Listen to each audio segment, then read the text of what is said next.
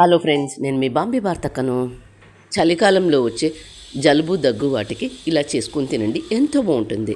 Breakfast, lunch, డిన్నర్లో కూడా ఇది ఎంతో బాగుంటుంది. కుక్కర్ తీసుకొని అందులో 1 కప్పు బియ్యం వేసుకొని, ఏ కప్పుతో అయితే బియ్యం తీసుకున్నామో అదే కప్పుతో 1/2 కప్ పెసరపప్పు వేసుకొని శుభ్రంగా వాష్ చేసుకోండి.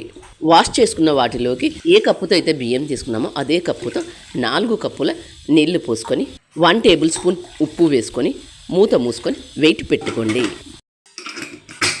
గ్యాస్ ఆన్ చేసుకొని కుక్కర్ పెట్టుకొని కుక్కర్కి 4 విజిల్స్ వచ్చిన తర్వాత గ్యాస్ ఆఫ్ చేసుకోండి. కుక్కర్కు ఉన్న ఆవిరంతా పోయిన తర్వాత మూత తీసి చూద్దాం. గరిటెతో అంతా దీన్ని ఒకసారి స్మాష్ చేసుకోండి. ఇలా స్మాష్ చేసుకున్న దీంట్లోకి వేడి వేడి నీళ్ళు మరొక కప్పు వేసుకోండి. వేసుకొని మరొకసారి అంతా బాగా కలుపుకోండి. పొంగల్ అంటే జారుగా ఉండాలి కాబట్టి ఇది గట్టిగా ఉందని చెప్పి 1 కప్పు వేడి వేడి నీళ్లు పోసాను. ఇలా అంతా ఒకసారి బాగా కలుపుకున్న తర్వాత దీన్ని మళ్ళీ గ్యాస్ మీద పెట్టుకొని 2 నిమిషాల పాటు బాగా వేడి చేసుకొని, ఇలా వేడి చేసుకున్న దీన్ని పక్కన పెట్టండి. పొంగల్ అనేది కొద్దిగా జారుగానే ఉండాలి. ఇలా ఉన్నప్పుడే గ్యాస్ ఆఫ్ చేసుకోండి. మళ్ళీ గ్యాస్ ఆన్ చేసుకొని పోపు గరిటె పెట్టుకొని అందులో 1 టేబుల్ స్పూన్ ఆయిల్ వేసుకొని, ఆయిల్ వేడైన తర్వాత తాలింపు గింజలు వేసుకొని, తాలింపు గింజలు చిటపటలాడిన తర్వాత ఇందులో 2 టేబుల్ స్పూన్ల సన్నగా కట్ చేసుకున్న అల్లం ముక్కలు వేసుకోండి.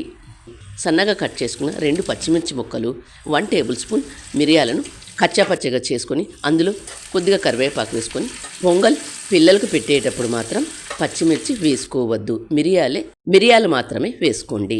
ఇలా తయారు చేసుకున్న పోపును ముందుగా మనం తయారు చేసుకున్న కుక్కర్లో వేసుకొని అంతా ఒకసారి బాగా కలుపుకోండి. పొంగల్ పిల్లలకు పెట్టేటప్పుడు కేవలం మిరియాలు మాత్రమే వేసుకోండి. పచ్చిమిర్చి వేసుకుంటే కారం అవుతుంది, చిన్నపిల్లలు తినలేరు. చలికాలంలో ఎక్కువగా జలుబు దగ్గు అనేటివి ఎక్కువగా వస్తుంటాయి. ఇలా పొంగల్ చేసుకొని తినండి. ఇందులో అల్లం, మిరియాలు అన్నీ ఉంటాయి కాబట్టి బాగుంటుంది. కొబ్బరి పచ్చడితో సర్వ్ చేసుకుని తినండి, బాగుంటుంది. మీరు కూడా తప్పక ట్రై చేయండి ఈ పొంగల్. మరి మీకు ఎలా వచ్చింది అనేది కామెంట్ రూపంలో తెలియజేయండి. వీడియో నచ్చినట్లయితే నా ఛానల్ను ఫాలో అవ్వండి, ఒక లైక్ ఇవ్వండి. మీరు ఇచ్చే లైక్ నాకు ఎంతో ప్రోత్సాహాన్ని ఇస్తుంది. Thank you for watching.